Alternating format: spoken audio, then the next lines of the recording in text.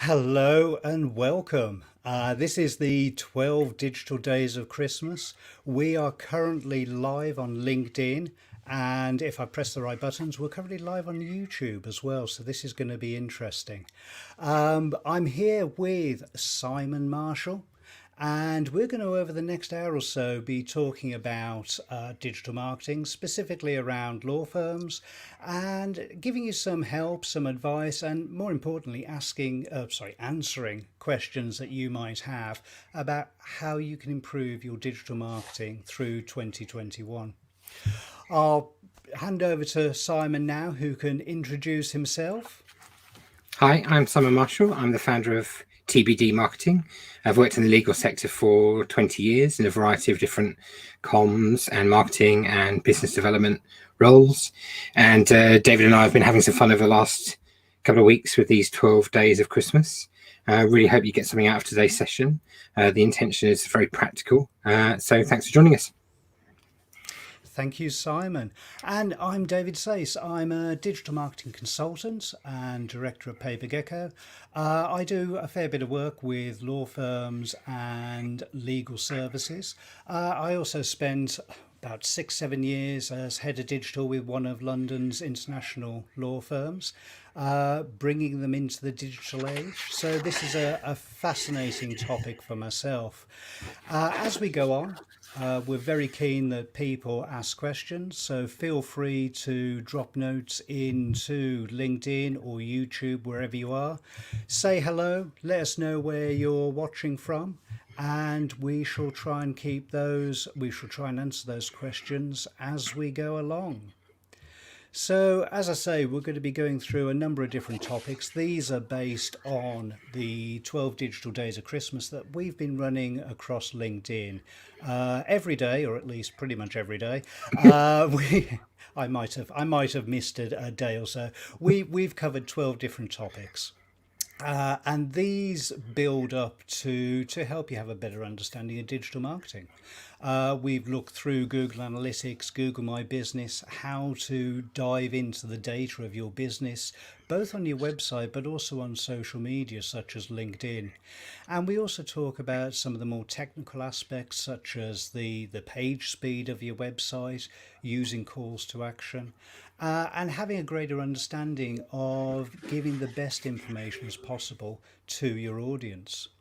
So let's get started now, and first topic that we have is using Google Analytics. Now, this is totally free. It's something that the majority of websites should have.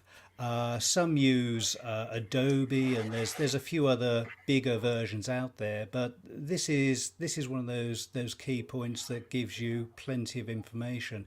I know Simon's got a few things to say about this, so over to you. Yeah, I mean, one of the things that we do at the Digital 100 is look at the kind of traffic that law firms are getting to their websites. And if you're in-house or if you're agency side and you're looking to do that for a client, of course, then you're going to use Google Analytics as a default position, I think, to start looking at that. A few tips and tricks, though. The first thing to say, over the last few weeks, I've definitely found a few firms are looking at the wrong asset, the actual wrong property itself. And it's really worth making sure that you're looking at the right thing. So within analytics itself and under the admin section, you need to just click on the property settings and make sure you're looking at the right version of your website as well. If Google Analytics was set up prior to you having a website certificate on the site, then you might well be looking at what's called the HTTP version, not HTTPS. And that means you'll be looking at the wrong statistics for your website. Like I say, it's happened 2 or 3 times recently that people have been doing that. The other thing to say is that in that section, you can also set the default page that's shown in analytics as well. So that's something that I can show in a video later on by way of follow-up. The other thing David and I were talking about over the last couple of days was when everybody is working in the office, it's quite easy to filter out the internal traffic because, of course, we don't necessarily want to know what our own people are doing on the website. You might do. But if you were to say, well, what are clients and customers doing? Then you start with external traffic.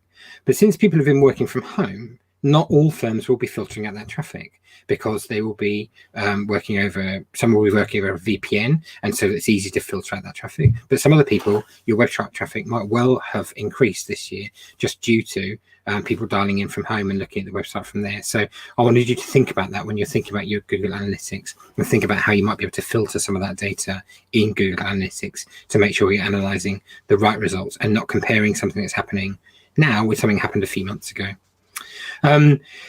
One other function that I really enjoy in there that I think is really useful, and I think all law firm marketers should use, doesn't matter if you're in business development, doesn't matter if you're in marketing, is to do with the times of day that things happen. And it's quite easy with Google Analytics to look at charts that tell us when people are visiting the site. And if we can work backwards from that and think about when are people hearing about something that brings them to the site, and that might be an hour before, might be 2 or 3 hours before, might be a day before, I think that allows us to tailor our marketing efforts. And one thing I'd say there is that it's not homogenous. So for employment law, for example, I found over the months working with a variety of different employment law firms, employees come to an employment law website or the employment law section of the website on a Thursday or a Friday, especially those people who are going to be made redundant, unfortunately. That's the time at which to be putting up content that really grabs their attention. If you're doing pay-per-click, that's the right time to focus on those audiences. However, if you're aiming at the HR teams to advise them on the consultation side instead, they're not looking at that information on a Thursday and Friday because they're in action mode. So you need to tailor your efforts towards them to be, strangely, Saturday through till Wednesday. And a lot of those HR people will look at things over the weekend because it's an extra job on top of their day job. It'll be something they'll be thinking about over the weekend. They're getting back up to speed with how to do a consultation. It's just one example about how to treat that part of a business and treat it differently in light of the data that you've got. David, do you want to move on to the next one? Sure. So along with Google Analytics, let me just see if I can move myself over here. There we go.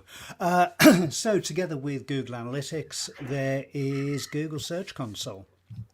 This works very well, and Simon, you spoke about how you can connect the two together and really merge that data. But again, this is another free offering from Google. It's one that is probably less well known and often less used than Google Analytics, but this really does give you even more of a wealth of information. It is probably the closest thing we have to viewing the back end of Google that we're probably ever going to get. As I say, it's pretty simple to set up. You need to go through the verification processes, but once you do, I'll just see if I can share my screen here, and I'll just give you a... Is this where it all goes wrong, David?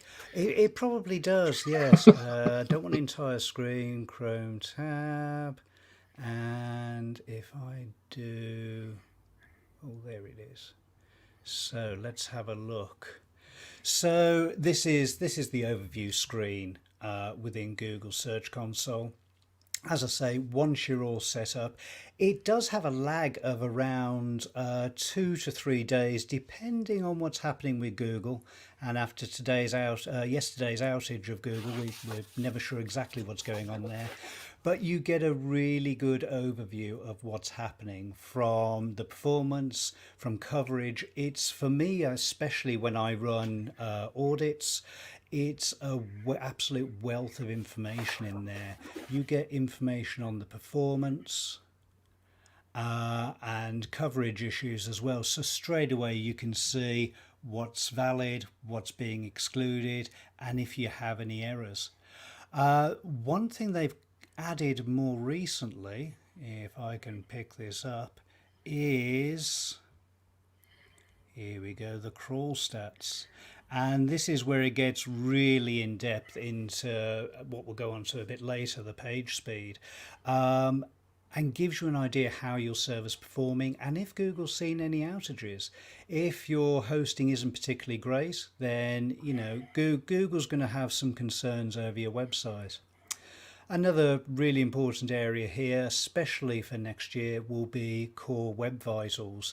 I don't have the data on my website for that, but you can head over to PageSpeed Insights and you can get a really good idea page by page of what's happening, as well as schema data as well. If you have FAQs set up on your website, you can quickly see that those are all being read by Google very well. And then hopefully the last one, and hopefully you never have to dive into this, but it can be an issue. These are the manual and security issues. So if you do set this up, you may get an email if your site gets hacked, and this is the first place that you're going to go. It really is a one-stop shop to find out what is happening on your website. I think it's worth probably explaining the difference between the two things and how they work with each other quickly. Yeah. And if you feel as though you've got a better way or more succinct way of saying it, then feel free to jump in. But I think that Search Console is Google looking at your website from the outside, and I think that Google Analytics is you looking at your website from the inside. Yeah. So when the user journey, when the person, let's talk in plain English, when a reader goes to Google and searches for something, then Search Console is going to tell you a lot about what that person's doing. What were they looking for? What pages did they get offered? Did they click through? Right? None of that stuff is available really in Google Analytics without putting in Search Console and joining the two together. So why is that important? Because if you're looking at things only from what happens on your website, then a piece of evergreen content that you've written might appear to be performing perfectly well, might be outperforming all of your competitors. But it's only when you go and look at the context of Search Console and you suddenly see that actually only 2% of people are clicking through, and in comparison to your competitors who've got a 5% click-through rate potentially, there's something you can do there to improve that content and grab even more of the traffic. So for me, it's about context, Search Console, and the GA side of things. Google Analytics tells you how well is your website performing when people are already on the site. Is that how you'd explain it to people as well? Yeah, very much. And the one thing I really love about Google Search Console is you can really dive into the keywords, get a good sense of the topics, get a good sense of how the individual pages are performing for various keywords as well. And then of course you tie that in with analytics, you get greater information about where people are coming from. How effective is your social media? How effective is your email marketing? These are two absolutely vital areas to grab data from websites, and it's free. Yeah, I'd agree with that. I think that one of the things that you can find with Search Console, as David says, and we do some analysis in the way that we present it for firms in the Digital 100, is we say, of all the phrases that are presented against, the which pages are they put up against, right? And then you can start seeing actually there's groupings of all these different phrases that are leading to your one page. And it might allow you to make a better understanding of, do we need to split the page? Do we need two pages? Are they different audiences? So, an employment consultation, back to that example, it's got two sides to that story, employer side, employee side. They have different queries. If you're leading them all to the same page, is that working? And Search Console will help you understand that answer and start doing some A/B testing as well. We got Rich asking about tools for understanding the types of keywords people are using to find you. And this is very interesting. And I know from my own experience with law firms, often keywords internally may be different to keywords externally, i.e., what people are actually searching for. And I think it's so What are you important. saying, David? Well, I'm just saying, it's vital that you, again, this will be part of the digital intent that we're going to talk about. It's understanding your audience, and just by simply diving into Google and putting what you think of those keywords in there, that starts to give you a rough idea of what people are expecting. But Google Analytics, Google Search Console especially, that gives you an idea of what's being displayed, what's being searched for, and how effective it is. Are they actually seeing it and clicking through? But I think There are three. I think there are three answers I would give to Rich's question. The tools. So Search Console is obviously going to be one of them, and that gives us a very clear kind of set of Google. Let's not forget owns 90% of search traffic, right? And that means it owns 90% of the unknown audience. So everyone you don't know, it deals with 90% of their queries at the moment. I would suggest, apart from the word of mouth stuff, right? So to Rich's point, Search Console is a great starting point, and then I'm going to name three other tools on top of that as well. Ahrefs is really good for doing some keyword tool analysis, running reports and finding out kind of groupings. And we're starting to see an emerging stat of share of search. And I think that is one that people should be focusing on. If you're in family law, you're probably already doing it. If you're in divorce, you're already doing it because it's very competitive around those terms. There's SEO Optima. It's really hard to say their name. I wish they'd change it, but SEO Timer. Anyway, Timer. Anyway, that's a similar product. It's just half the price of Ahrefs. So think about that. And then the third product, which is free, and it's a service, is forgive me. Also ask.com. Also ask.com. And if you go and look on there for the questions that people are actually asking in real life, that will give you prompts and examples to include. And so to Rich's point, it might be slightly less about keywords, but it is about the kind of phrases that you should have on the page. And they're taken from real life examples of web pages as well. I think also asked is one of my favourites. I mean, I used to be Answer the Public. That became a bit more of a paid service. There's limits on there, but also ask.com is absolutely fabulous. And yeah, I'll just quickly throw in as well, there's one of my favorites, one of my day-to-day tools is SEMrush, which gives you a lot of that information, very similar to Ahrefs. I'll just have a product placement. But yeah, I mean, yeah, but also, as I say, I mean, also asked is the API. It's grabbing information from Google. So don't forget just doing some of those Google searches, seeing what comes up in the auto suggest as you start typing. At the bottom of the page, you've got information about other queries. There is really a whole lot of information there. It's such a good point, isn't it? Because when you rank on Google, right, in a couple of top positions, right, that's a lot of the traffic in the couple of top positions. David, I can't remember what your stats are, but it's it's over 50% of all traffic goes to those top two slots, right? But they're not perfect, those pages. Yeah. And they can be moved as well. We can't think of that Google result as settled, as done and dusted, right?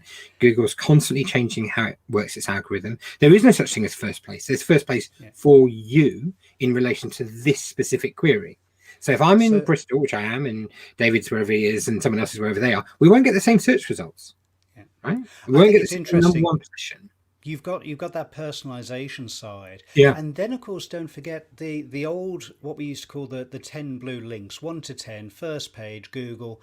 That doesn't happen so much anymore because you've now got the people also ask box, the map packs. You've got a lot of it, and of course Google Ads as well. So sometimes that number one ranking position, and you'll sometimes see this in Google Search Console, you'll see you're ranking for number one, but the clicks are very low, and often that is because you're actually below the fold on that search engine results page, because you've got the featured snippets and everything else sitting above you. I think that's enough on keywords and Search Console for a minute. You mentioned page speed in there as well. Would you like to move on to that one? I think we had that on day 3 of the 12 days. I think we did. Let me Is just. that There right? we go. There we go. Page speed. So, I mean, I know from my side, this is an interesting one. I've been involved with digital marketing since about '96. Back then, page speed was absolutely vital because we were running on, if you were unlucky, 14.4 or 28.8 modems screeching away, and you had to be very careful of what was on your page. These days, we've got very fast internet. We've got websites that can very easily and quickly be built. Personally, I think we've kind of lost our way a little bit with page speed, but Google's now bringing that back. Page speed is a ranking factor. We know it is part of the algorithm. It's not a primary factor, it's not a huge factor, but it will play a part. But I think the most important thing here is the usability. And we're going to see this as Core Web Vitals kicks in next year. It's much more to do with how people engage with your website. Is the page loading quickly? Is the page loading quickly and giving them information so they can click and interact with that page as well? And I think both of those are absolutely important. I'd say the most common mistake I come across in there is that two, really, I suppose. One is that the JavaScript's been put in the wrong position, and so Google tells you to drop it below certain other aspects of the page so that it loads a bit quicker and people can start using it. It's a bit technical, but the other part really is that people are using the wrong size and scale of images, and they're not using kind of the most modern version of those images. Now, in a 2-horse race, or in a 3-horse race where you're third, previously in that third position in Google, ranking for a very similar article, let's say on directors and officers liabilities, you might be third. You will get possibly 1/5 of the traffic of the firm in first place. Right? I know David said that you'll get fewer click-throughs, but you'll get many fewer in third place traditionally. So if you can improve page speed, which bumps you into second place or first place instead, that is enough of an edge, a bit of a difference. There are other things that you need to solve first. Great content and other aspects of the website, but page speed is really, really important in 2021. If you're already in the race, you're already doing some great digital marketing, I would suggest it's something to focus on. And it's such an easy win on the image front to give back to the web agency and say, please, can you go and optimize these? I think there's a new form of PNG image file that people can be using, this PNG2, and that means that they just optimize quicker and they scale quicker. And the real reason it's doing it, as David alluded to earlier, is because over half of traffic is now on mobile. And when we say that people's attention spans have gone down, that's actually officially the case. Right? So what Google found was that people will not hang around in a modern broadband era. And if you don't have a website loading within 3 seconds, people will navigate away from the site. So for every second after the 2 seconds, after the first 2 seconds, you lose 30% of your audience. So if your web page isn't loading for 7 or 8 seconds, and I know it seems so counterintuitive, but the data tells us this happens in real life. It's not just impatient customers that have got nothing to do with our corporate web. It's just people, real people.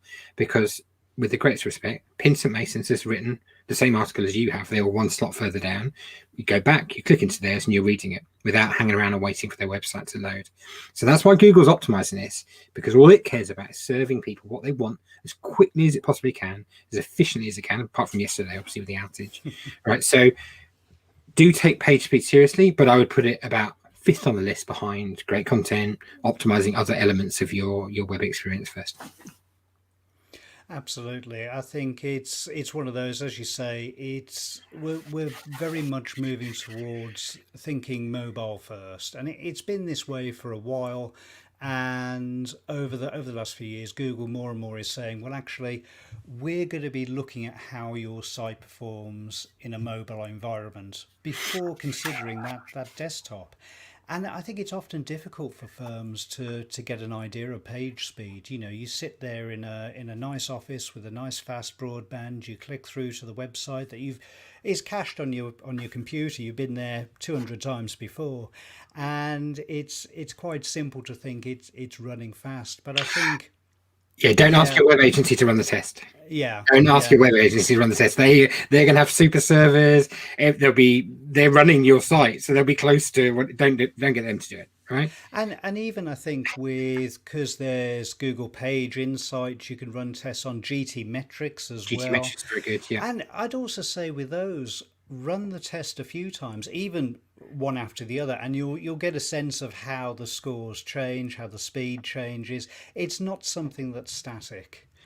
We So use it in the Digital 100 as one of the ranking matters because I think it's an important score yeah, on which to base firms. It's also a canary in a coal mine for how seriously your digital maturity you're taking it as a point as well. But you don't over-egg it. You know, I think there are yeah. other things to get right first. But you know, if you're at the latter stages of digital maturity, then page speed is going to move you, like I say, from third place to second place to first place. Take it seriously. It will reward you, and you will have more people coming through to the site. Definitely. So I mean, with that said, shall we have a quick chat about more on timing? So average and total read times. You want to move on Yeah, to and that one next? again for the Digital 100, we've spent a lot of time for the firms that we analyze their results for them. There's quite a few now. We give them an average read time for their articles. We tend to ask them if we can group them by blogs, biographies, and other pages on the site as well. Why is that? Because lawyers tend to believe that a lot of people spend a lot of time reading the service pages and the sector pages, and clients actually spend their time reading updates, insights, and biographies. All right. So it's good to segment those different pieces of content away from each other and show the average read time.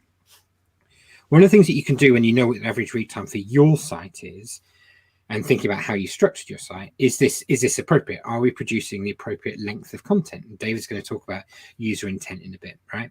But if you're producing something that takes 12 minutes to read, but people are only spending 45 seconds on the page, we've got a problem. Right? We've got a mismatch of those two things. So the first thing to do before we can come to deal with it under David's user intent section is analyze it and look at how long people are spending on those pages. Am I expect you to go through every single page and do that? Well, if you like, you won't get anything else done, but it's a heck of a conversation to be having. But I think that you can target the top 100 pages on your site because they're the ones that are most commonly, those top 100 pages will probably account for, I don't know, 80% of your traffic, right? If you can get the read time up for those, people are making the right call to action. David's going to cover that later on there as well. But the actual amount of time it would take to read it, and you can use the thing called Readometer, which is on the web, it's free, and you can give it a URL and it will tell you how long it should take to read the web page. If they're not too dissimilar to the amount of time people are actually spending on the page, then guess what? We know that people are really reading it. So average read time is really important. Now, the other thing for all of the marketing guys on the call is that we have a preponderance of people wanting to write for the web, okay? And some of them write in a way that's massively appropriate for the audience, and some of them write in a way that's maybe slightly more stilted or inaccessible to audiences as well. And one of the ways that I found that's really easy to manage that conversation with people is to take average read time, but also total read time with people. So I take a page over a time period, a blog maybe that's timely, back to our employment law example, furlough, what are my rights, right? Something like that. We've got a web page that's on it. And we look at the total read time for that page and think about how long it took to draft the page.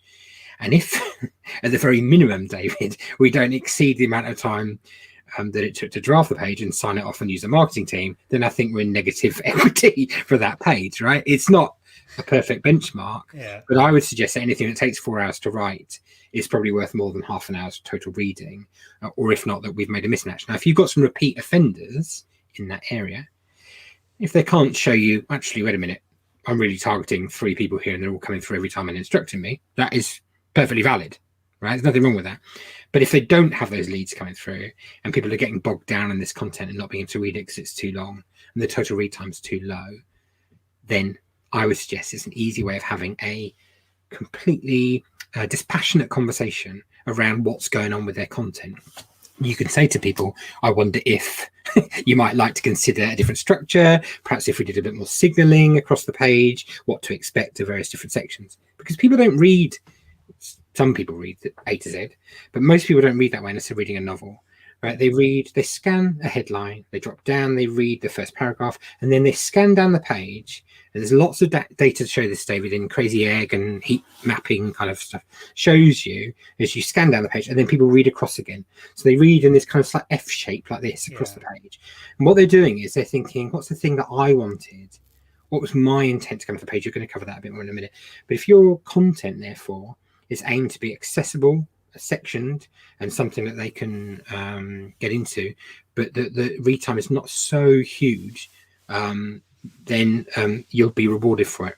Now, along those lines, another bit of data I didn't include in the 12 days so far is that the big surprise for me this year is that on Facebook and on LinkedIn, any links to articles that have got over 2,000 words perform better than pages with links under 1,000 words. And they even perform better just than articles from 1,000 to 2,000 words. So there's a lot of talk about do a short form piece. Very hard to rank for a short form piece, in my view, but a long piece, well structured, and allowing people to really access what they want will be something that produces a better average read time. I think what you've said there about the page is so true, and I think we need to be very wary about words on page and length. I think some people just take that and go, right, we must do 4,000 words, whatever. I think it has to be the quality as well, Yeah. and this comes back to Google's authority, trust, expertise. And as you say, it's the structure of the page as well. It should be, I think we're as marketers, we're here to delight the audience. That's one of the main goals that we have. Yeah, And let's talk so, about that for a minute. I think that's right. The headline is there to get you to read the first paragraph. yeah, The first paragraph's job is to get you into the second paragraph and set you up for what you're going to yeah, read next. Now, if you read two things on this, if you read a newspaper article, and the next time you do, I'd encourage you to do this. There'll be a point halfway down, a couple of 300 words in, where they will go back and revisit the main idea of the story and put a bit more depth on something. And what they're doing is say there's a breakpoint here naturally that lots of people drop off at. And if you're really intrigued by the detail here of what's actually going on, I'm going to explore that in the next few words. So just worth thinking about your content the same way. It's okay to have a 1,000-word or an 800-word version at the top, but then really dig deep with FAQs or things at the bottom, or even just more prose on it as well. And there's one digital myth that I want to bust right now, and we should just all get rid of this for 2020, definitely 2021. People read long content. They do, right? There's no, people will never scroll. They do. And one of the ways it really struck me that I did it, so I read the paper in the morning on the Guardian app, and I was sitting there, and I went into a newsagent a while ago, and I saw the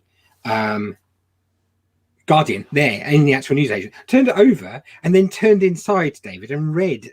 This article was like over 2 or 3 pages. And I realized that I didn't even know how long I'd spent reading that in the morning. So what we think we know about how we behave, it's got nothing to do with that. When I saw it physically, I thought, I can't believe I've written this 4,000-word article on this topic. It's so interesting and so well written. So look, let's not worry too much about, as David said, strictures of how many words and this and that. Just keep it interesting and make sure there's a bit of structure to it, and the rest will follow. People will scroll if you let them know why they should. it's funny that really does date back to probably around 2000, where they were talking then about people not scrolling, and it's a shame because it's one of those myths that has just been around for so long, and I've heard it still in recent years. People don't scroll, people don't read the long articles. And you have to remember that, with as with everything else with digital marketing, there's a lot of evolution. The days of not scrolling are they. I'm not even sure they were there to begin with, to be honest. But I think now definitely you can, as long as the quality's there, it's well structured. There's nothing wrong with long content. I mean, you mentioned briefly about FAQs. I think that leads into some of the technical stuff with schema, which is absolutely fabulous and Got that. really does really does help Google understand the pages. And also, whether it helps ranking, schema is there. It's a great way to, especially with long content, let Google know who's writing this, what it's about, how it relates to other areas, and it does help. Yeah, we can cover schema a bit more when you're doing your call to action section, I think, a little bit. I'd like to talk about that in terms of the structure. Well, What's the let's next subject? shall we talk about audiences or digital intent next? I'm relaxed. I'm pleased to hear that. Well, let's sort of go a little bit backwards. Let's talk about the digital intent, because I think that's something that is, again, something that it gets a little bit missed out. I think I find with businesses I've seen over the years, with some of the clients I've had, it has been that not particularly insightful. Let's just get this content up. Let's do this. Um, and I think and we see this with Google moving forward, and we've seen it in the last year. We'll see it next year as well. It's the intent. Who is this article for? If we take it at an article level, and I think especially with the legal industry, where you can have such incredible depth in topics as well, you really do need to consider, is this for the layperson who has an interest in this topic, maybe somebody junior within a business researching various firms, or is this somebody who is already involved with, let's say, maritime law and really wants to dive in deep to these areas? And that's something I think is absolutely fascinating. And this is where, within the SEO area, we talk about topics, not just the individual pages. And I think this can be great as you build out various pages around a topic. You're covering a lot of the intent for the different users in those areas. And that means you're kind of helping give that audience what they're looking for. And I of think course, you're right. I mean, let's remember, like, people are people, and they come with different levels of knowledge. yeah. Right? And who's your ideal client? Is it someone who's already informed, who's frankly likely to have another law firm working from that area, and then you're going to compete with them on what, your track record and price?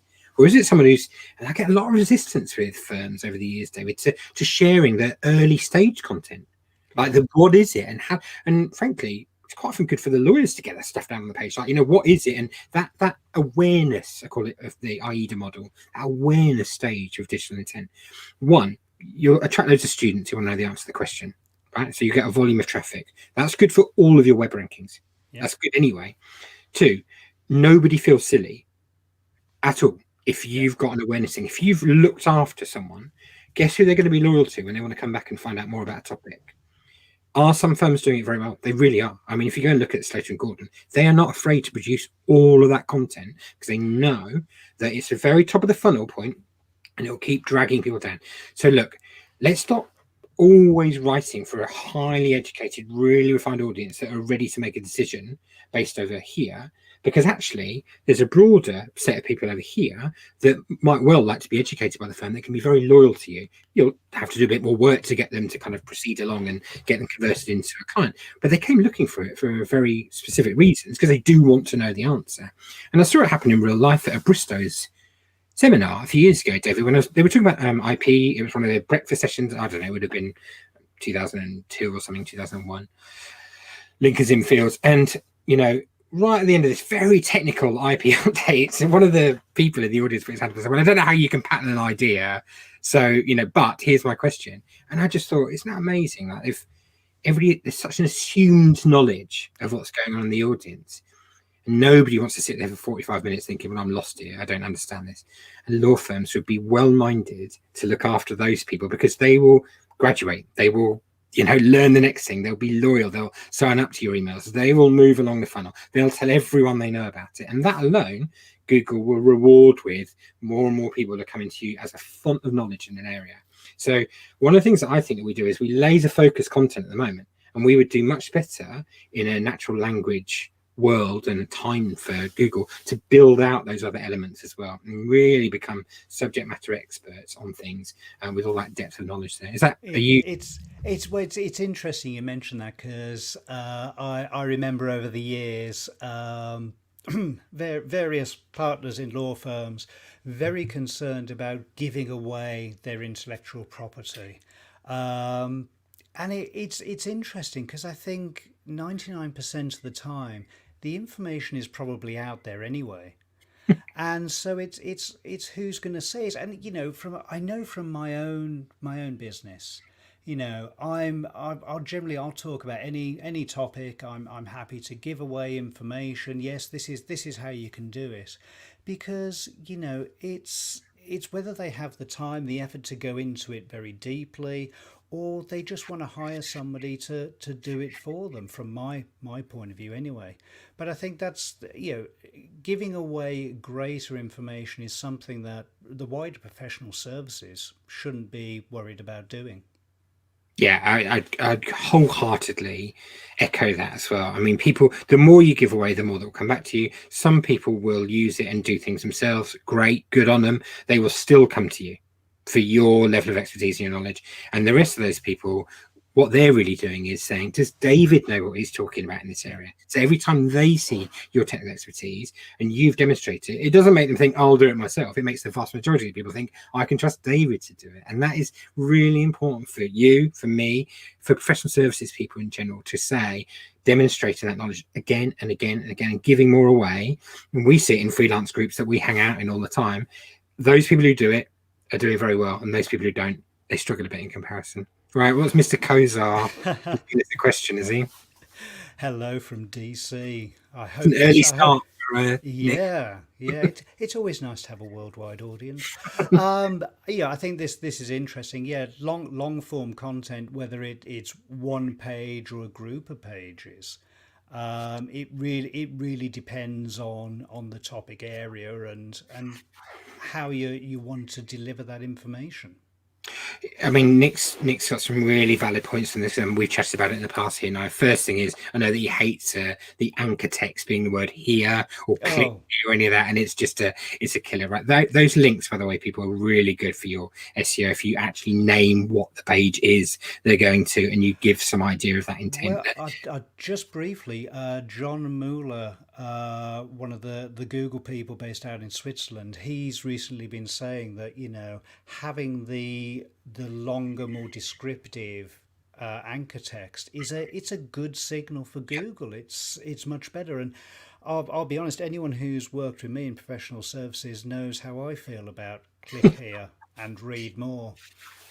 But Nick's point, I think, is part of a broader mindset about how to create content. Okay, so one of the things that I do when I work with firms is say, well, where do we want to be? Where do we want to position ourselves, and how are we going to do that?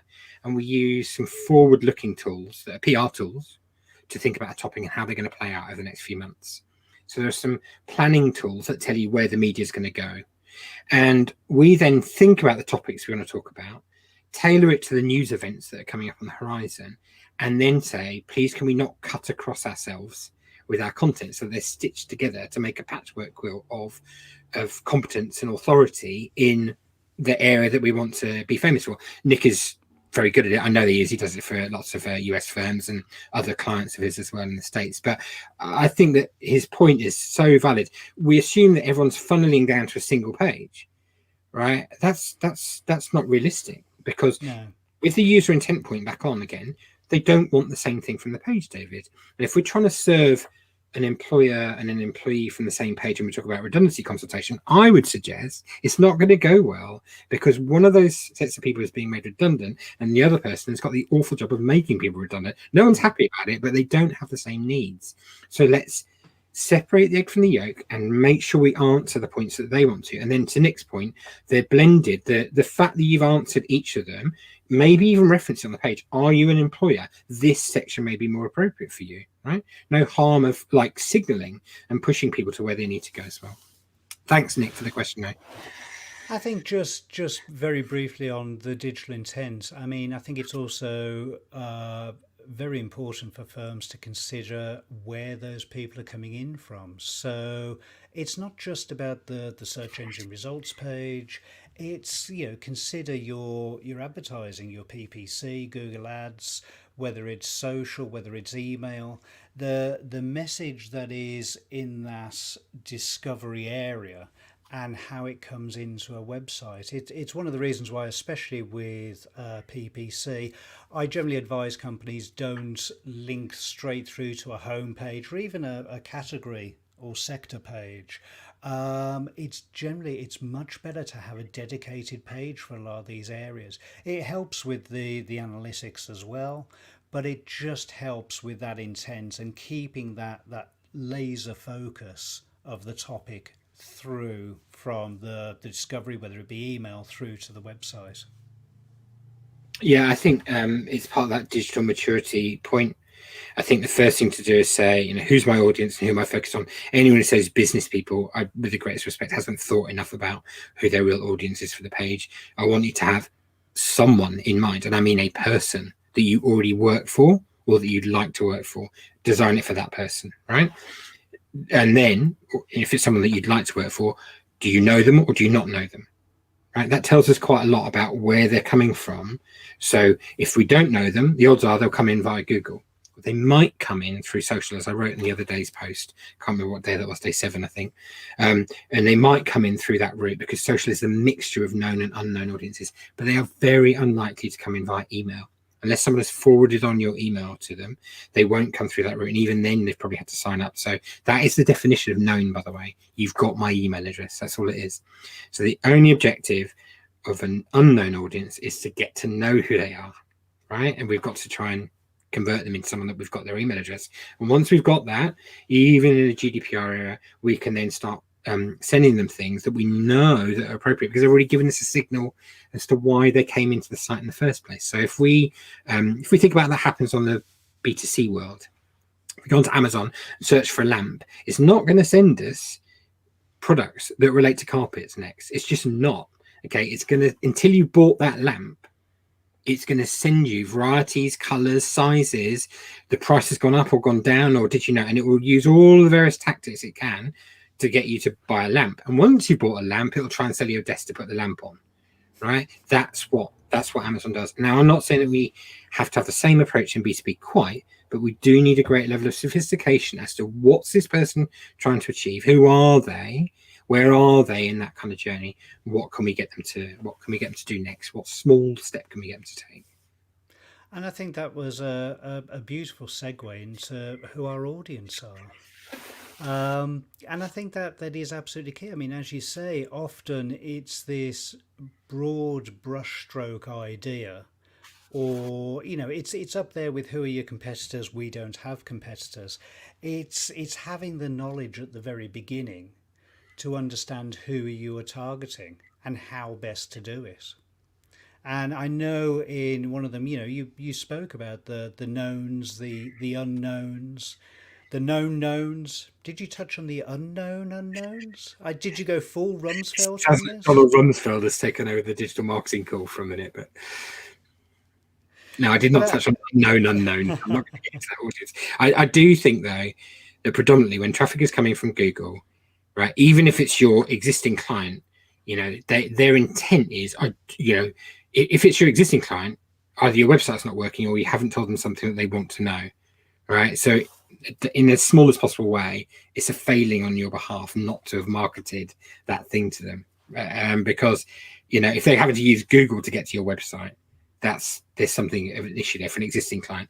For unknowns, Google's where you got to grab that audience, and it owns so much of that traffic. Even though LinkedIn has had this huge explosion of traffic over the last 3 months, and it really has, it's still not the same as, it just doesn't compete with Google. Google and Facebook recently traded places as number 1 and 2 websites in the world. I tweeted about it at the time. That's the first time that Facebook had knocked Google off the top spot in years. No one's knocked Google off the top spot in years. Anyone who tells you Facebook is dead, by the way, doesn't look at the data, right? That's not the case. Facebook is the number 1 website in the world, or it was a couple of weeks ago. So yeah, I think thinking about the audience. It's just a mindset thing, David. There's nothing technical about it. It's just a mindset. Who are we trying to sell to? Do we know them already? Do we not? Do we need 2 pages for those who do know something about this topic or don't, that we do know or we don't? And that will allow you to suddenly think, well, actually, I only want this one page to be indexed by Google. That's one page for the unknown audience. And for everyone else, hide these pages from Google. They're just to happen on the site. And they might well be things that happen in the navigation as you go through. But the other page, a landing page strategy, might only be the thing that you do to promote it directly to Google and use the most contracted form of URL to make sure that people really, it's got the best chance of ranking possible. Use the best keywords and the best structure. That's going to, and then what you do there is grab their email. That's the action, isn't it? Anyway, I'm going to steal your thunder on calls to action. Well, no, I think that's absolutely right, and I mean, yeah, we'll have a quick chat about calls to action, and I think that hopefully one of those final steps in the journey. You've identified the audience, you've identified intent, you've got good copy, well structured web pages, loading fast. It's then a case, and this is to some extent throughout the website, guiding the journey. But I think there are pages where you hit a point where it's okay, nice article, what do I do now? Do I need to sign up to receive more information about this? Do I need to contact you straight away? I think it's helping the user there. I always think, and this isn't dumbing down the user, but guiding them as much as you can through a website. It should be absolutely simple. Some of the worst websites I've seen, you're left wondering what to do next, or why am I here? What's in it for me here? There just hasn't been that clear communication.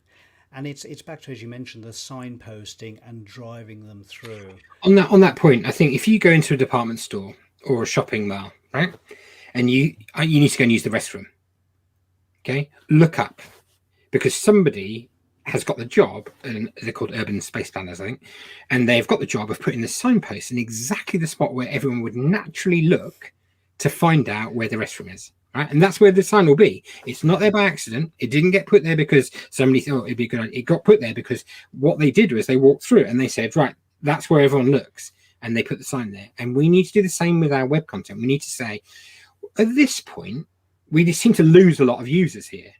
So what happens to that break point? And I've got a bit of an answer to that. Is I think that people have heard enough. They came for awareness or a bit of interest, but they're looking for something else then. And when we see traffic start dropping off on that part of the page, and we can tell the scroll depth and how far down people are getting, we can then say, what are we going to put in that's going to reignite them to carry on down the page? Is it a case study? Is it a client quote? Is it a new page? Is it just call the partner? Is it sign up for our email? I don't know the answer. It will depend on your scenario. Yeah. But don't be afraid to say, we're losing the traffic halfway down the page. What are we going to do to make sure that we, capture? And David, I'm not sure that we necessarily agree on this one, but I'm a real purist on calls to action. Just have one call to action on the page, right? If you can, right? And certainly, because there's a phrase that the confused mind doesn't buy, right? And a lot of sales guys will talk about that. If you give people options, they won't buy. What you got to do is give them an option and then silence, and then people will buy, right? So if you've got contact the partner or sign up to our email, fine, but don't give them 14 names of people in your team, because you make it think if you think it makes your team look bigger, one, that tells everyone exactly how big your team is. Yeah. So that's not great. And two, it's better to have one call to action for one person who's going to be responsible for those leads, is going to take them seriously, and the person knows who they're getting in contact with and why. I agree with that. I think, ideally there is a singular primary call to action. There may well be a secondary, but it is very much a secondary action. And it shouldn't distract from the main overall focus on the page. And different pages will have different user cases, but yes, it's, as you say, it's the we're diving into the psychology of web development here. Yeah, it's absolutely fascinating, but it's how people interact with websites and what they know. And I think, just very briefly, one of my pet peeves with the calls to action is how sometimes they're designed to blend into a page. And I see this across professional services, especially where the design elements, it's not always clear. It's an action, it's a button. It's not clear when you just quickly look at a page. You know, I'm looking at the screen here for the streaming software. I've got a great big end broadcast in red in the top right corner. And that's a great example of a call to action. It's clear. It's got the pinch point as well for the movement with the cursor anyway. But I think that's another thing. I mean, don't blend in those calls to action. Make sure they're clear. And they're not going to be missed. Color matters.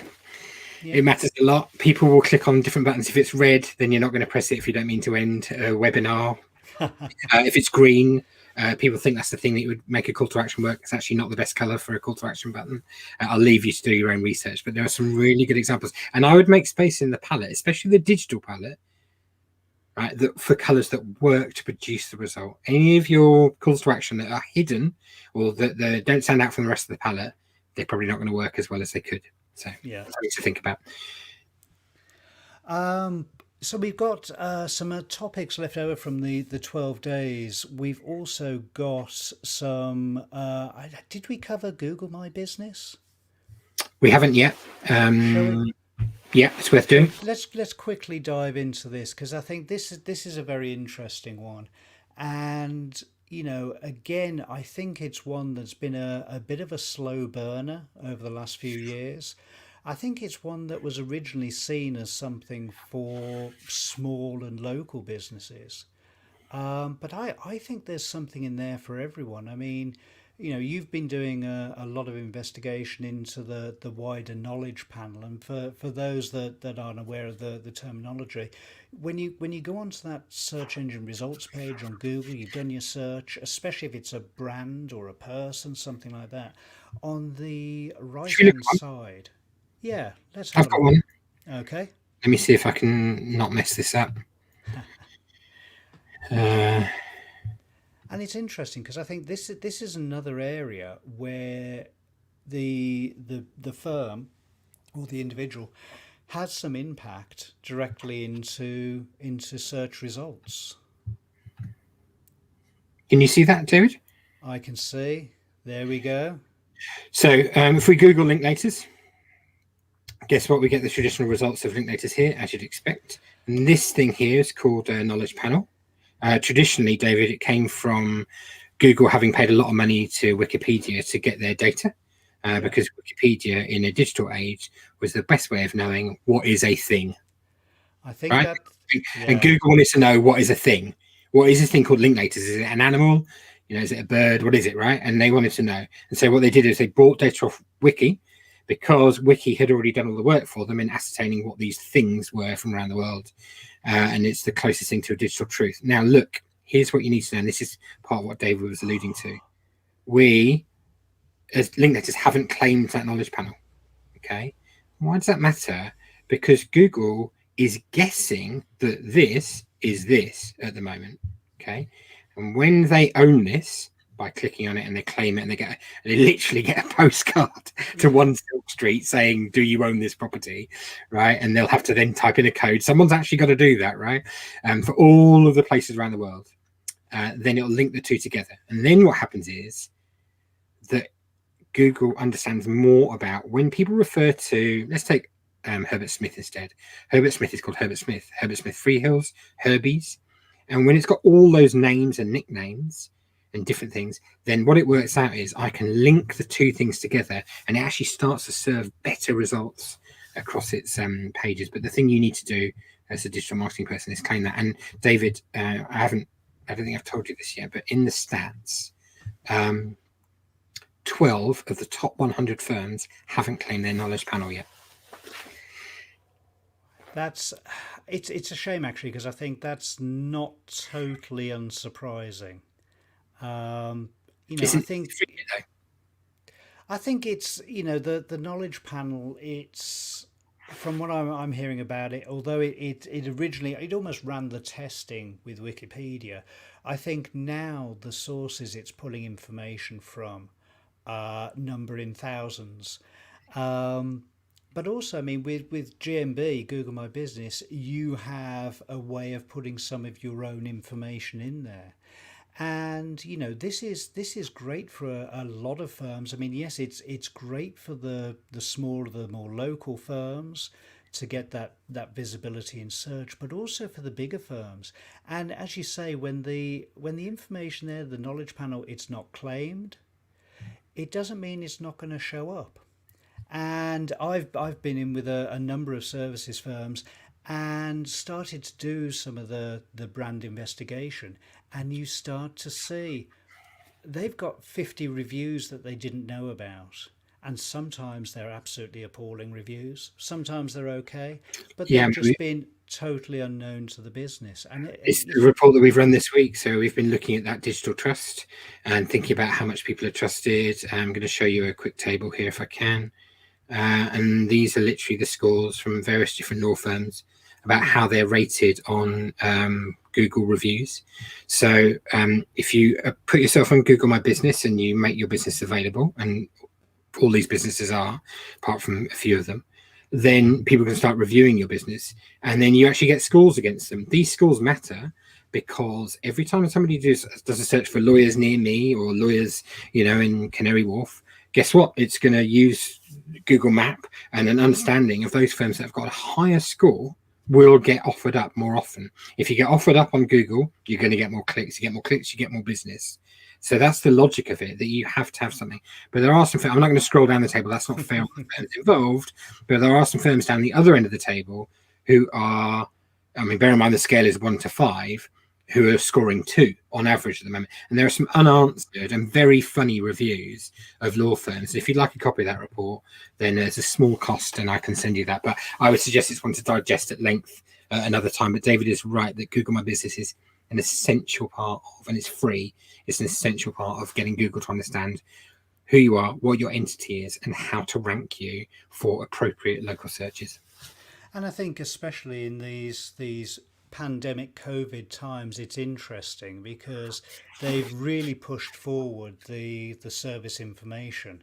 And this may be more important for businesses that see people on site, but you can actually tick boxes in there to say, the place is clean, people are temperature checked, how you are dealing with COVID yourself. Another really important area, especially this time of year, is the opening times. Yeah, for Boxing While Day, you may be open 7 till 7 every day, is that the same on Christmas Day? And one thing I have found is I think Google My Business, it does help with visibility being active on your GMB account. I think it's worth. I mean, I generally say to clients, dive in there once every couple of weeks at the least. But if you've got a review, that's something that really needs to be dealt with within 24 hours, if not sooner. Shall I give you a sign of quite how poorly firms are handling that at the moment? And it's not to denigrate anyone's efforts, right? Slater and Gordon doesn't have a Bristol office, right? But in Bristol, if you look for employment law lawyers in Bristol, they rank first and come up with a knowledge panel and on the map, right, for another office out of region. So despite Google's preference to promote local business, look at the TV adverts, David, in the run up to Christmas. Anthony Joshua, all these people advertising local, because Google knows that's where it wins, where it's revenues, right? People advertising for local businesses, that's where searches go to. So to have a firm come into a city it's not in and beat you on a search term that there are lots of good firms in this city who should be dominating is frankly a sign that they're not using Google My Business, and they should be. And I think David's right to say posts, photos, answer your reviews, even if it's just, please can you get in touch with us, we'd love to answer your queries, we're disappointed to hear what you're going to say, or thank you for sharing this wonderful feedback, we'll let the team know, whatever, right? People that's our world now. We're going to have more of that going on, and you can't tell me it doesn't matter to the commercial law firms. It does. That's your reputation that someone else is denigrating online. So set yourself up. The rewards are huge. There are some risks that come with it. You need to manage them, but do both. I think with all these topics, they could be their own webinar, and maybe they will be in the new year. We'll see how it all goes. Got a question here that I missed from Rich, just diving back into the calls to action there. What about when people read below the fold? Would you not have a primary or sticky call to action within a mobile view? I generally find with mobile view, you can often pin a call to action at the top or the bottom, so it's omnipresent wherever you are on that page. But I think, yeah, where that call to action is visible is important. I like a drop away. I think if you're scrolling down, you shouldn't see it. I think if you Yeah, scroll back up, you're looking to do something, right? yeah, So again, back to the Guardian app. When you're scrolling through the Guardian app, nothing will be in the way of your reading experience. When you scroll back up, you're clearly looking to do something else, and they intuitively know, let's pop back up that menu and the call to action bar. But Rich knows full well, I think, that there are some great audiences out there that have different needs on mobile yeah. than desktop, and different needs if they're on the B2C side of legal services that are well served if they do have those actions on the page. So I don't want him to mark his own homework, but I think he knows that they're well served, those audiences, to the point he's probably trying to get us to say, Yeah. if they do have the appropriate call to action. Okay, so shall we have a dive into some of the LinkedIn information? I wasn't going to cover too much. I mean, a couple of headline stats for you. Yeah. First thing is this year, at the beginning of the year, so come January, before we have this horrific period, there were 3 million people using LinkedIn to update on a weekly basis, right? That's quite a bit, but they already had a massive amount of people on there. It wasn't that many, not as many as Facebook. Now, fast forward about 4 months, and we can't go and spend time in seminars or too many webinars, etc., and that activity level had gone up to 170 million people sharing information on a weekly basis. I'm not too sure there are many social media sites that can say they had a 60-fold increase in sharing activity. I mean, sure, Facebook's already got there, but let's not kid ourselves. LinkedIn is where people are hanging out and have been this year. I was reading last night, David, that's why LinkedIn have had to dial back the number of impressions they give to people. They really want to know, is this content, going to be of interest to people? And the way they do that is the key signal is if people comment. It's not a share. It is a like to some extent, but predominantly it's a comment. And I don't just mean some, I like this or that's great kind of comment, not the automated ones. They're not going to give it a bump. So what happens is LinkedIn says, right, Si, you've put a post up and we're going to show it to, let's say 50 people. I'm not going to give you the exact numbers. It's about 50 people, let's say. And then if some of those people, like David, comes along and he comments on it and says something cheeky about my best angle, then it will say, okay, well, you've convinced David and he's a pretty good user on LinkedIn. So we're going to offer you 25 of David's audience and another 25 of your audience to see what David said.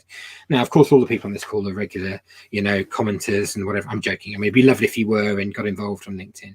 But if you do comment, then that's the thing that pushes the post further. That's what LinkedIn wants you to do. It is a social media. It puts the emphasis on social. It's not an impressions media. It's not a broadcast media. It wants you to engage with other people. And it doesn't want you to do the Pavlovian, just like and move on. That's not enough for it now. What it wants you to do is to spend time there thinking. Now, what does that mean for our content? It means that we've got to produce content that prompts comment. We've got to be open to dialogue, right? Not just praise for the piece, but actual dialogue, right? And we've done so December now, we come up to the end of the month and we're going to do our final month of the year of the review of law firm LinkedIn content. And David, till November, from I think it was March that we started lockdown, we had 21,100 and something or other posts. And I don't say that lightly, we've got them all, like in a spreadsheet. And we know how many likes and comments and shares and video views they've got for all of them. And it was only about last month, maybe 6 weeks ago, that I came across the first post from a top 100 law firm that had a question in it. It's the mainstay of what they were doing.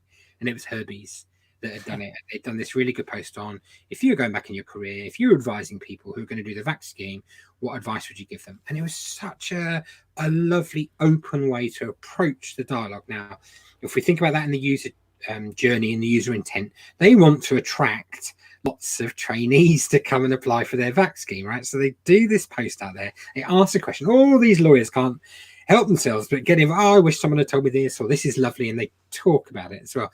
And this post is the only post by a top 100 law firm that I think that we've analysed this year that's gone over 100,000 impressions. Oh, yeah, it might even be more than that, right? It's a big lot of impressions, right?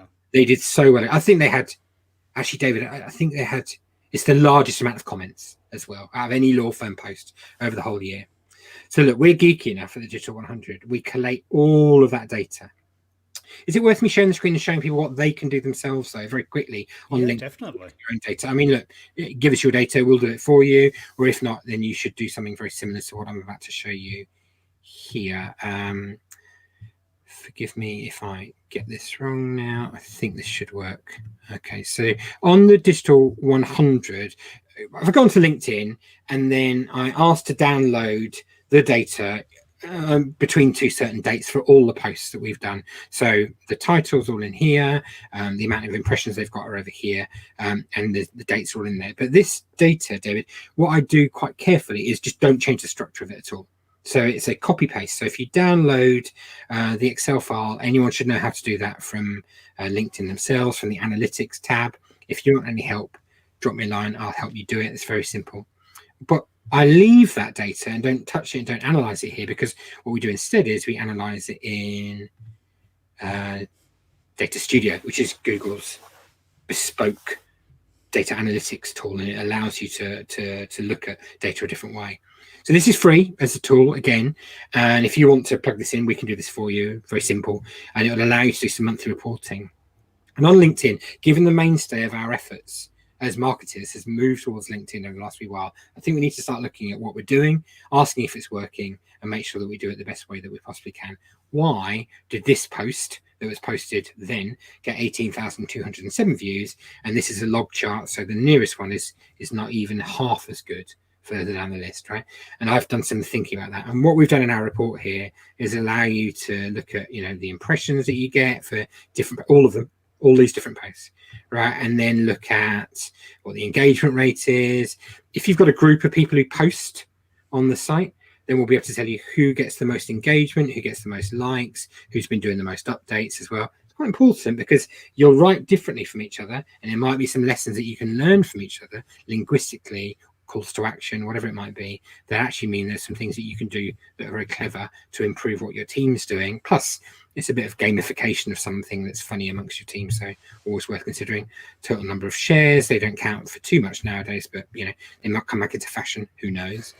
And then biggest dates, etc., etc. Look, it's just to show you that you can take a pretty boring looking document, right, and you can do something quite clever with it. Not only does a management report, right, this is what we've got, or I can put some headline stats in, as I do at the bottom of the page here. How many total impressions have you got, over a certain period?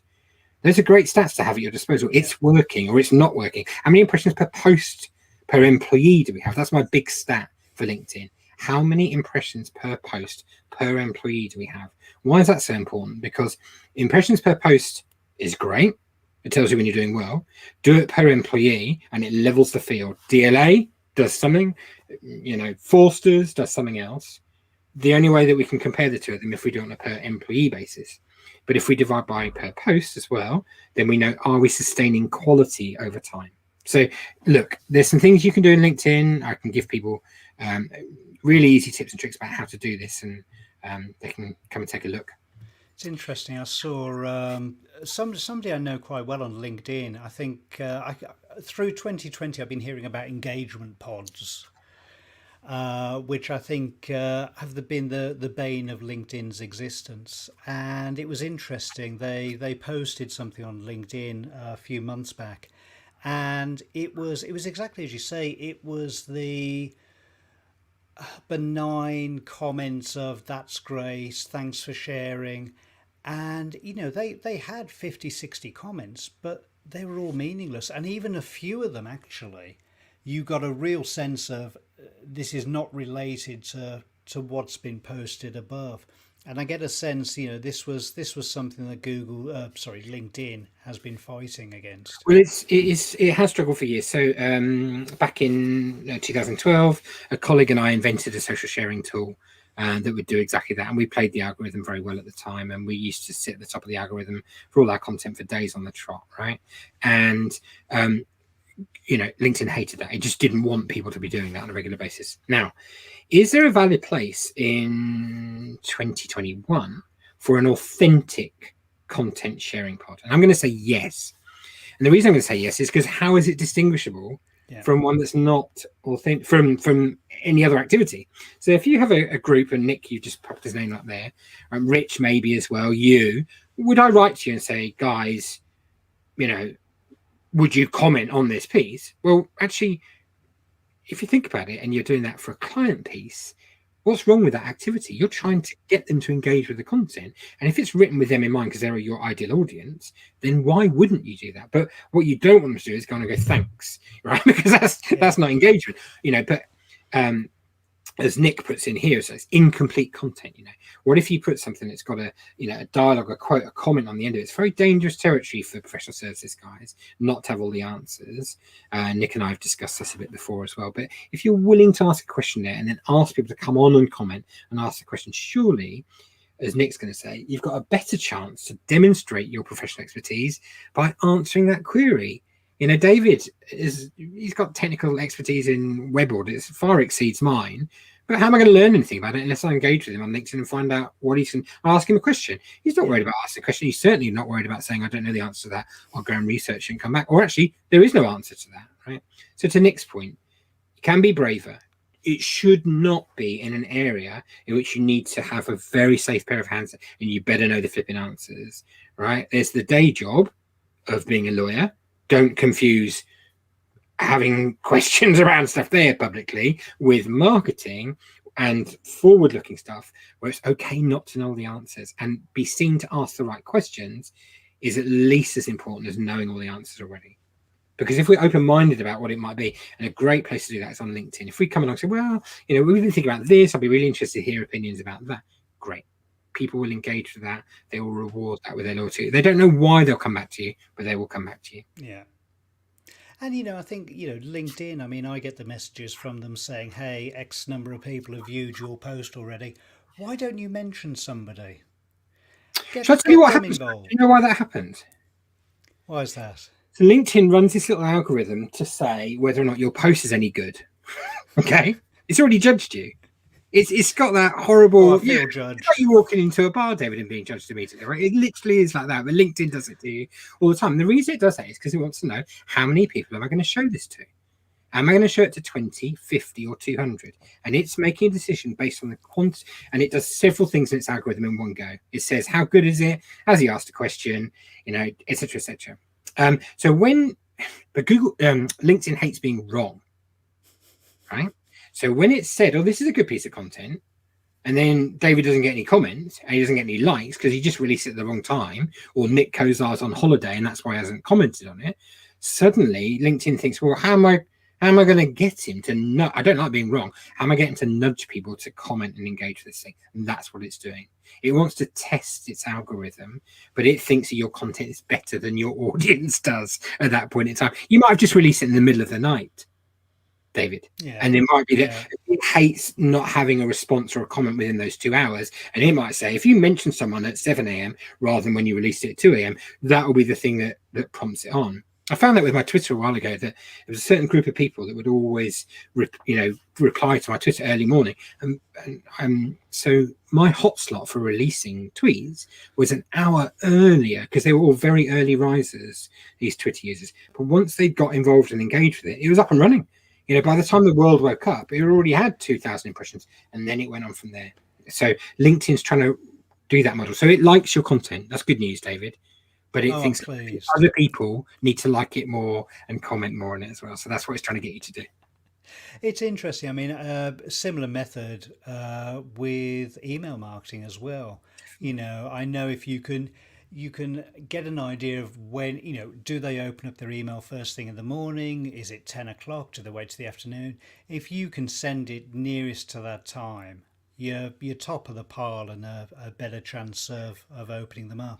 100%. I mean, there's only one really bad time to send an email as far as I can work out, and it's on the hour. Yeah. Right? I mean, I'm not being funny, but go and look. Please, can everyone on this call, as soon as you come off the call, go and look at your email box and look at the amount of brands that send thing on the hour. Well, why have you done that? Now, a hot slot for those emails used to be at 6:47 a.m. right? Because there's a moment where people are reading their emails. They're quite often still in bed, and they're reading them before they get up at 7 o'clock. So the alarm's going to go off, and they're up early. And there's this slot there, and you had to just. And then I found it was 6:54.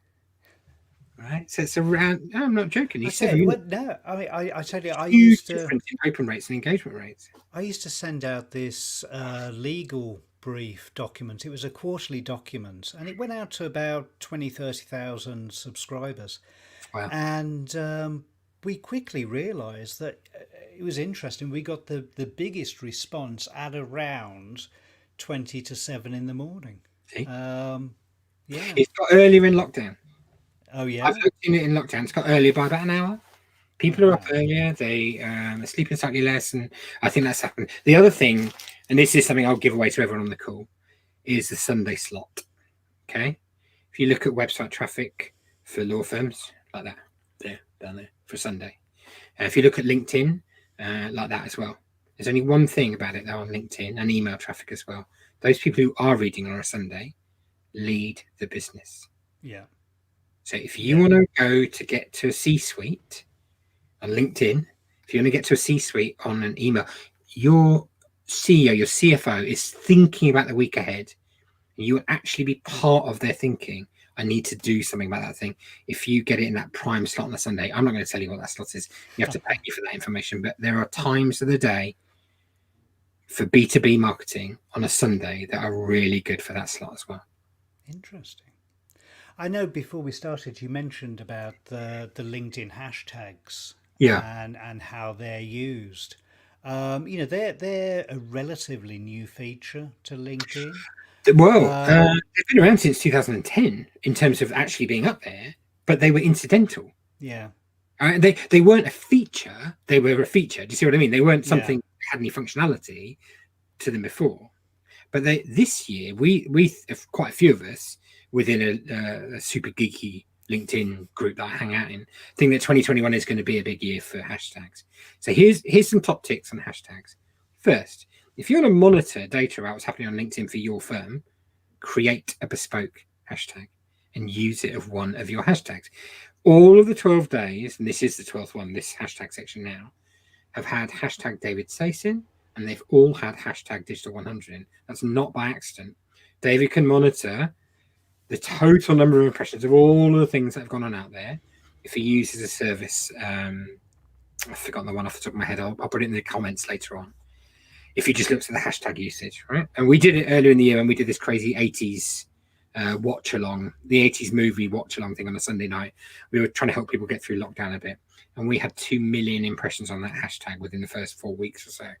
So if you're a law firm and you're trying to work out who's doing what, in relation to your content, and you don't own all of those accounts, of course, because they're individuals' accounts, using a corporate hashtag, and we invented one at OC years ago, hashtag TeamOC, guess what? That's a great way of just keeping track of at least some of or a majority of the traffic. So that's one point. Second point is, it used to be that you had a max of 3 hashtags on LinkedIn. Okay, if you put any more than that, LinkedIn said, this isn't Instagram. Don't do that. Yeah. Instagram, people put on more hashtags than they do other texts, and I'm a bit baffled, but I don't think I'm the target audience for Instagram, so that's okay. So what you need to do on LinkedIn is use between 3 and 9, and some really amazing LinkedIn guys who've got many more followers, a bit like David has, than me, know more about it than me, have said that's the optimal amount of hashtags to use. But there are 2 things I think you can do, and one of them is go on to best-hashtags.com, little website, and if you type in hashtag law firm marketing, it will give you 30 other hashtags that you could use that most closely relate to the hashtag. Is free. I would just point out it's an unsecured website, so someone could hack your information. But since it's about hashtags, I wouldn't worry about it too much. Just don't give them your credit card details. But listen, if you do that and you do what Nick was alluding to earlier, collate your information within things. So for mine, I get more impressions on LinkedIn when I include the hashtag LinkedIn tips, because my advice on LinkedIn tips is something that is of interest to those people who can now follow that hashtag. So they're not following me, they're following the topic. Okay, and that's a different, but law firms love that because they think, well, hashtag UK EMP law for employment law, Yeah. you can follow that and you can see what all the firms are saying, right? Hashtag employment law is a secondary hashtag, and there are others as well, right? So I would suggest that you do a bit of research in that area. And the other great place to do that research, I'm going to put a link to it again in the comments after we finish today. One of my favorite people on LinkedIn is a friend of David's as well. It's called Andy Foote with an E. He knows more about LinkedIn than in one day than I can know in a lifetime, frankly. He produces a quarterly report on the best used and best loved hashtags on LinkedIn. So pay £10 for that report, filter out for the things that you're not going to use. And it astounded me to find out that hashtag India is the #1 hashtag on LinkedIn. I just didn't know that was the case, right? It makes sense. It's a subcontinent that's got a lot of people on it, right? Yeah. But suddenly, if we start looking down the list, there are some things that are really attractive to use. One of my digi guys that works in my team says to me, yeah, but you've got to find the sweet spot. And if you talk to David or me on a business level, I can tell you where to be aiming for in terms of the number of impressions, so that it's got enough impressions that you get heard and not so many that you're irrelevant. Okay, and there is a sweet spot to inhabit there as well.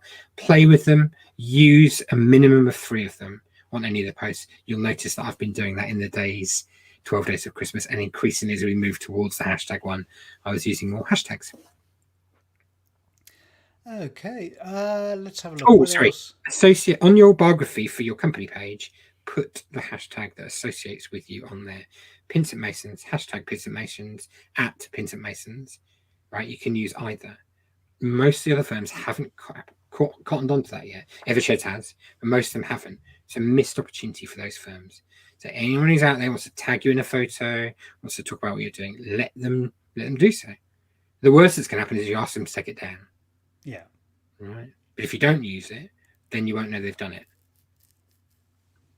A lot harder. I like that. Good tip. If you don't track it. I like that.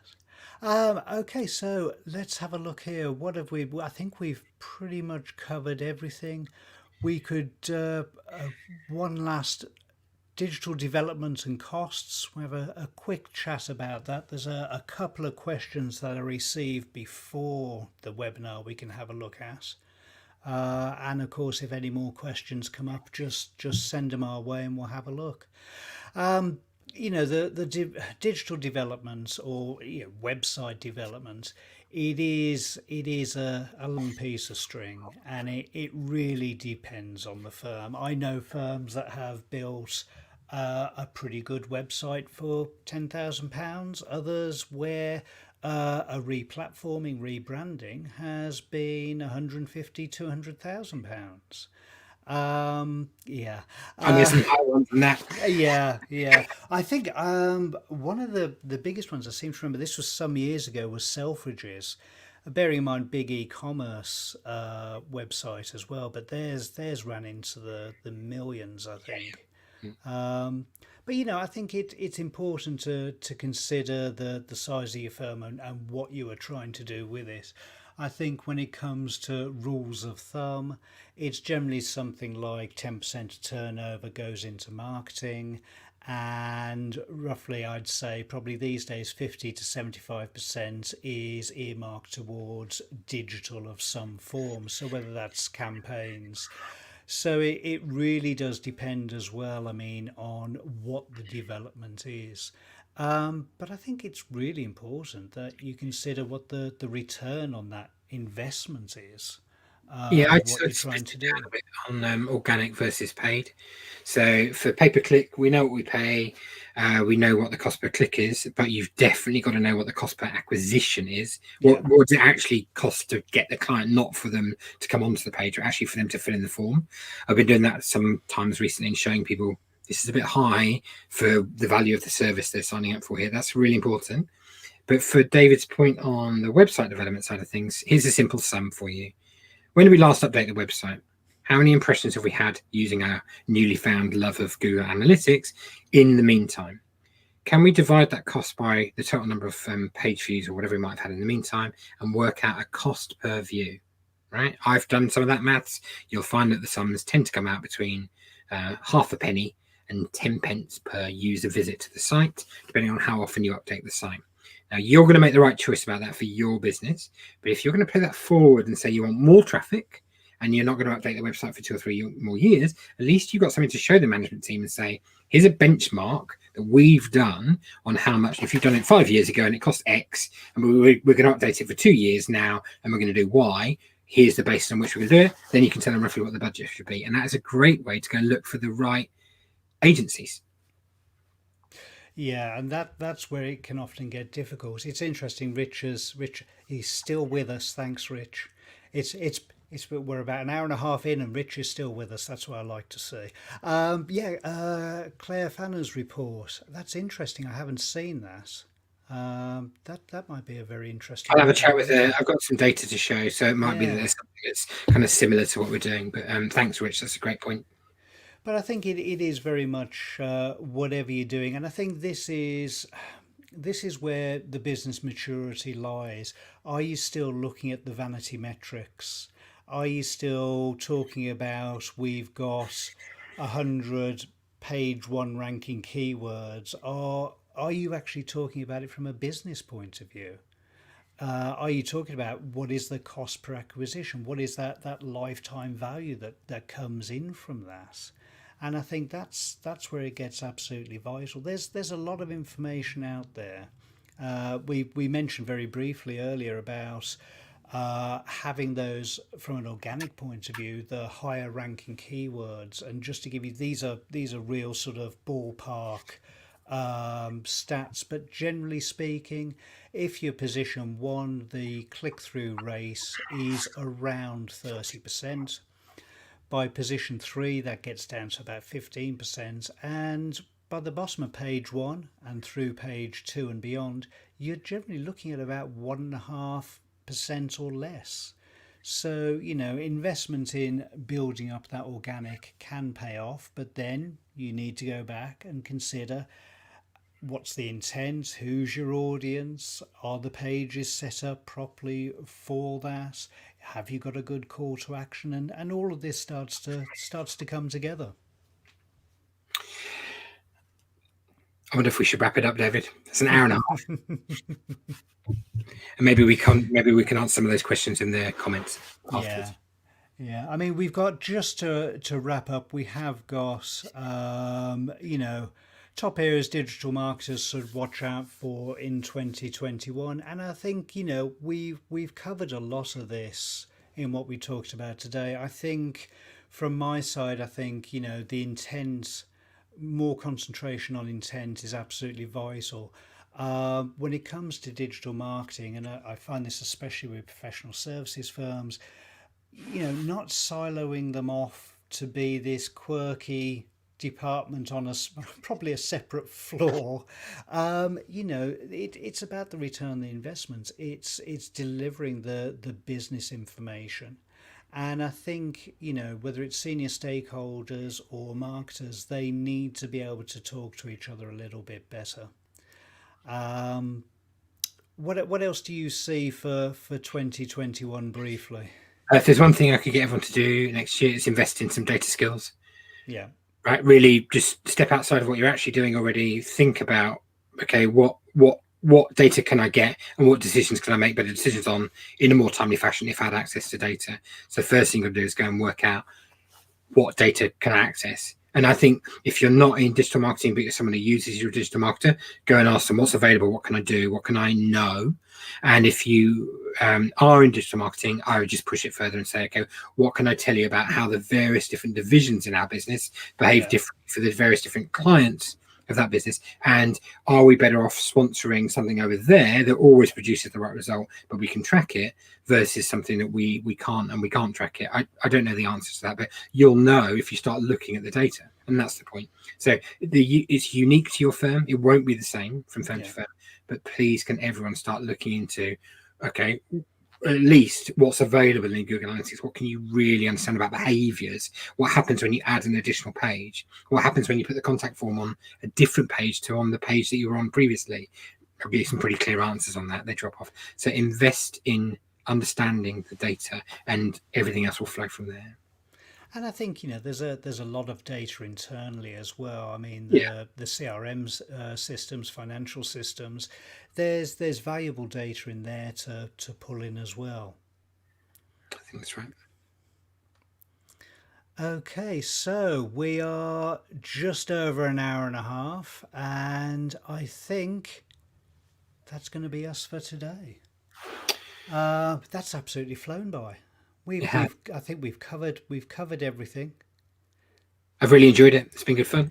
It's been great. So, hopefully we'll continue doing this or something similar into the new year. It's been a great 12 days.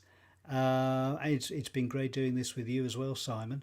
Enjoyed it. And great to see the unicorn in the background there, bringing Lucky. us good luck every time. Okay, well, I'd just like to say to everyone, thank you very much for joining us today. I hope you found the information useful. Please feel free to reach out to Simon or myself. We are available on LinkedIn. We've had these banners flying across the bottom every now and then. We're available on LinkedIn, Twitter. We have websites, emails. We probably even have phones as well you can contact us on. Feel free to get in touch if you have a question on some of the topics that we've covered, or if you have more information on how we may be able to help your firm. Sounds good. Any final words from yourself there, Simon? Thanks for coming along. Oh, that's great. Thank you, everyone. And to everyone, have a wonderful holiday. Enjoy the lockdown Christmas that we'll probably end up going through, at least here in London. Boo. And until next time, take care. Cheers. Cheers.